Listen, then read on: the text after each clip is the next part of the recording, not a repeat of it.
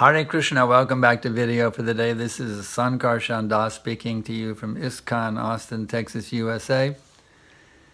Today we're remembering that wonderful devotee, His Holiness Visnujana Swami, the one who made me a devotee actually. It's amazing, amazing experiences I had with this great soul, Visnujana Swami. Amazing, amazing experiences. He touched so many people's lives. You know what Prabhupada told me? He wrote me a letter. He said, you have been trained up under the expert guidance of His Holiness Visnujana Swami. So I'm eternally indebted to him. This is called Vartma Pradarshaka Guru, one who shows the pathway. So I'm eternally indebted to this great soul, and some devotees have put together wonderful, wonderful footage of his various activities over many, many years, which we're now going to show you here on video for the day.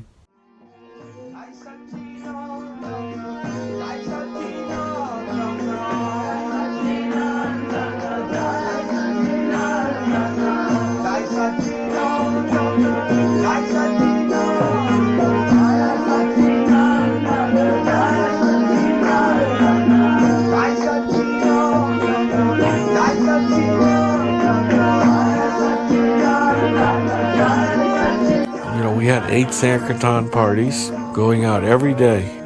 We would come back and then at night go out again. We would stay out till 12 o'clock, 1 o'clock, every night. And the whole spirit behind this, I have to say, was Visnujana. This person could chant Hare Krishna on a drum all day long. He must have been a divine personality, because I don't see how a human could do that. The people were anxious to go on Sankirtan, and it was such a wonderful sight to see. People would watch us for hours and hours and hours. It was so attractive. And then but also because he touched my heart in 1972. By his preaching and by his example. And he was a very empowered preacher and dedicated servant to Srila Prabhupada. He was known as the Pied Piper. He was very charismatic and would attract many people by his kirtan. He was always known for leading kirtans and dancing through the streets, and devotees would chant behind him, and then other people would just kind of come in and cluster behind and follow. And my first contact with him was in Kirtan. It was spring, 1973, and he was visiting Boston, and he was chanting Harinam on the park in Boston. And I had visited the temple a few times, and when I came to the temple, everybody told me, "There's a sannyasi here. You got to see him. You got to see him." So I said, "Where is he?" He says, "Out chanting in the streets." So the devotees immediately took me to where he was chanting. And he was sitting and playing the harmonium. And I sat down right in front of him. And I was really studying him. Because I think he might have been the first sannyasi I met, actually. So I wanted to know, what is a sannyasi?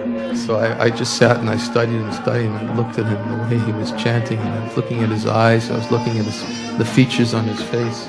And a very, very blissful smile. He would oftentimes chant, and then he would stop and he would speak. But after studying him for some time, I looked at him and I was thinking, he's really relishing Krishna consciousness. I remember turning to the devotee who brought me to see him, and I said to him, I said, if this is what it means to be a devotee, I want to join. And actually I joined very shortly afterwards. So he has a special place in my heart, because he was very, very much attracted me to Krishna consciousness. At that point, Visnujana had his black nylon gloves on with little pieces of tile taped underneath on the outside of the glove, so he could just slip the gloves on, and he'd have pieces of tile in all the places where his hands would hit the mridanga shell. Because, a mridanga, after a while, can cut your hands to ribbons. So to protect his hands, he had these gloves that he could slip on and off that already had taped pieces of tile in place, so he could tap the drum all day without hurting his hands. And he used to play that drum like that and lead that kirtan every day in, day out. Between the street and the temple artiques, he probably led kirtan 10 hours a day in and day out. I'm not kidding. An average of 3.5 to 4 hours in the afternoon, an average of the same at night, and then at least 3 or 4 big kirtans in the temple throughout the day, you know. Add it all together, probably 10 hours a day, chanting at the top of his lungs. And he never, ever seemed to be, you know, tired of doing it. His dedication was philosophically based. There were some, you know, it's possible to be sentimentally based or emotionally based only. Visnujana was actually very philosophical. He could give a good lecture.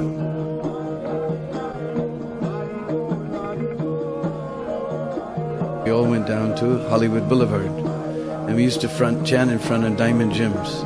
So we would have devotees on both sides of the kirtan party pushing people into that triangular area so that the sidewalk was clear, so the police were happy, we were happy, only Diamond Gyms was unhappy. And he would have us in a half moon like this. He said, just like the eye of Krishna, he used to tell us. You know, we'd have men on either side and the women would be protected on the inside, and we would dance like this. You know. And he would stand at the very end of us, looking down the street. He can see the sidewalk, he can see the street. You know, and we had a Hollywood melody. We had a Hollywood Boulevard melody. Hare Krishna, Krishna Krishna, Hare Hare, Hare Rama, Rama Rama, Hare Hare, Hare Krishna, Krishna Krishna, Hare Hare, Hare Rama, Rama Rama, Hare Hare. And Visnujana he would be playing furiously. He said, we don't want any gaps for Maya to come. So he was just chanting, and we were all jumping up and down and dancing back and forth. And all of a sudden we saw Visnujana's eyes get big like saucers. And he said, Prabhupada. And he hit the street. Now, we were just looking toward Diamond Gyms. Our back was to the street, so we couldn't figure out what was going on. But we figured he'd seen something behind us. So we all turned around, and Prabhupada was there. I just described what we are. And Prabhupada was there making pranams to us. He had his hand in his bead bag, and he was making pranams. That he was so grateful to see us out there in this hellish place called Hollywood Boulevard, spreading Lord Chaitanya's Sankirtan movement. Prabhupada was so grateful. He was making pranams to us. When I would come down from Berkeley to LA to see Prabhupada, you would fall asleep in the Brahmacharya ashram to Visnujana playing harmonium. And then you would wake up in the morning to Visnujana playing harmonium. And you would never know if he ever even slept. I mean, maybe he did. I'm not saying he didn't sleep, but I mean, that was like how non-stop Krishna conscious Visnujana was.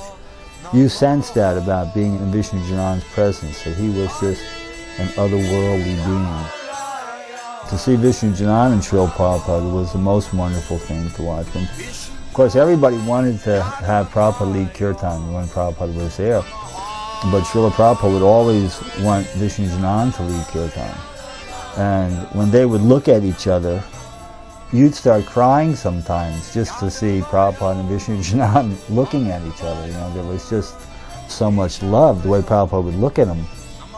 You never saw anybody ever look at anybody like that. You know, Visnujana would always be emotional, get teary-eyed. Again, for some of you that weren't here yesterday when we were chanting, this is called mantra meditation. The word man means mind, the word tra means to deliver or free. So this chanting of Hare Krishna and other songs that we'll be singing are meant to free our mind of all misconceptions of ourselves and everything else around us. By misconception, we mean that because of our attachment for our body, we think of ourselves as being young or old, pretty or ugly, black or white, man or woman, American or Indian. These are called bodily designations. They begin with this body and they also end with this body. But the first thing we realize through this chanting process is that I'm not this body. The body's a vehicle, just like you may be driving in a black or white car, pretty or ugly car, old or young, American or Indian car. But you're not the car, you're the driver of the car. You have to put something in it to make it run, and finally you have to take it to the body shop to get it fixed, and then you have to get out of it, then get into another one. Similarly, this body.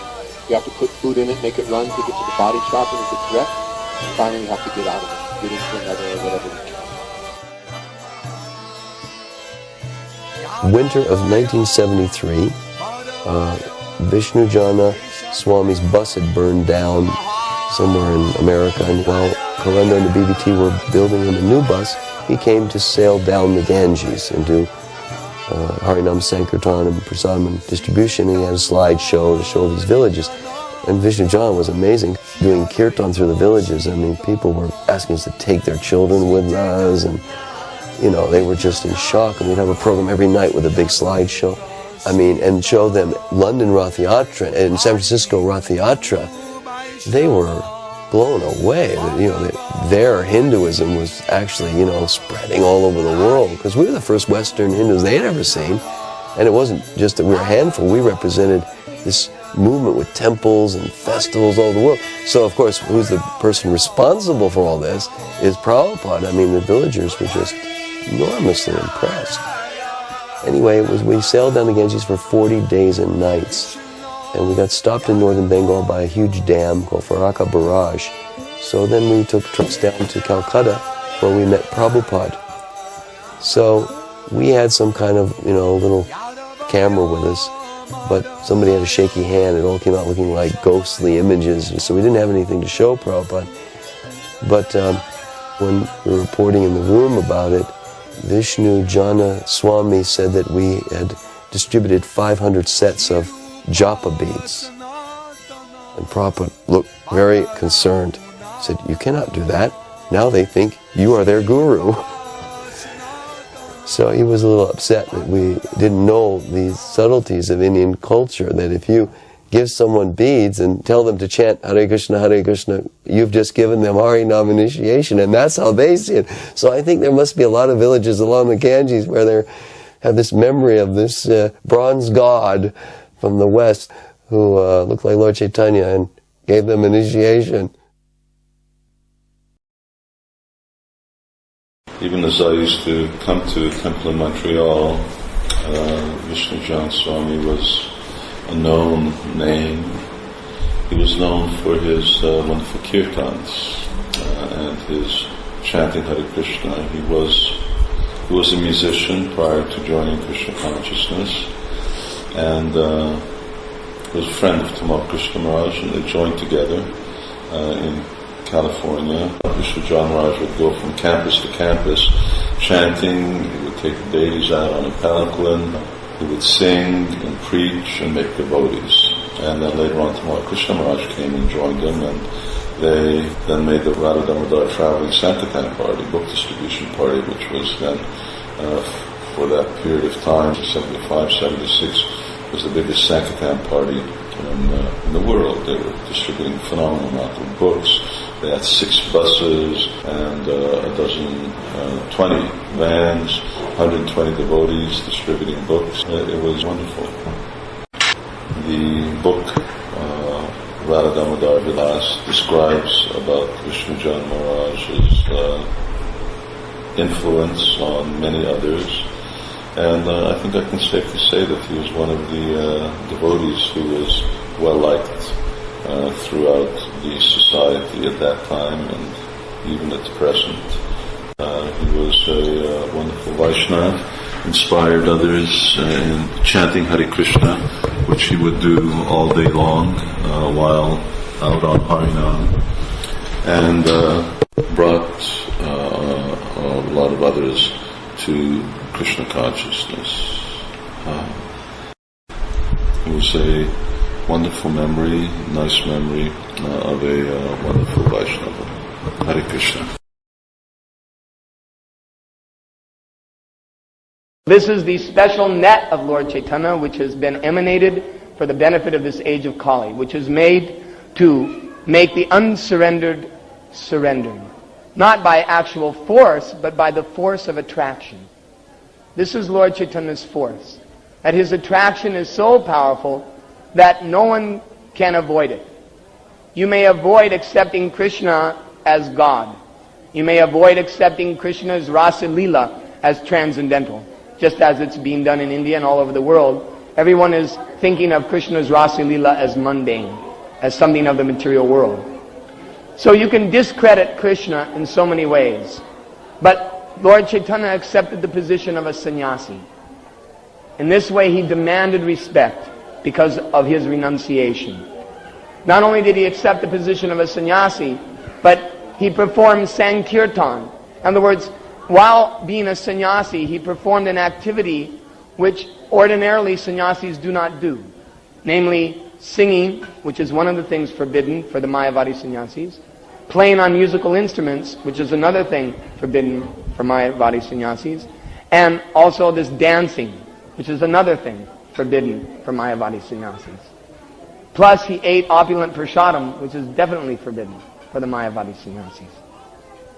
So Lord Chaitanya, although accepting the position of renunciation, he introduced a process for self-realization in the sannyas order, which could be acceptable even by a little child. Because a little child can sing, a little child can dance, a little child can play on musical instruments, and a little child can eat opulent prasadam. Therefore, although he demanded respect by accepting sannyas, although there's no way one can misunderstand his position as a great devotee and a great teacher, still he introduced a process which would attract even little children and also atheists and Gnostics and impersonalists of all categories. Namely, this process of chanting, dancing, and distributing prasadam.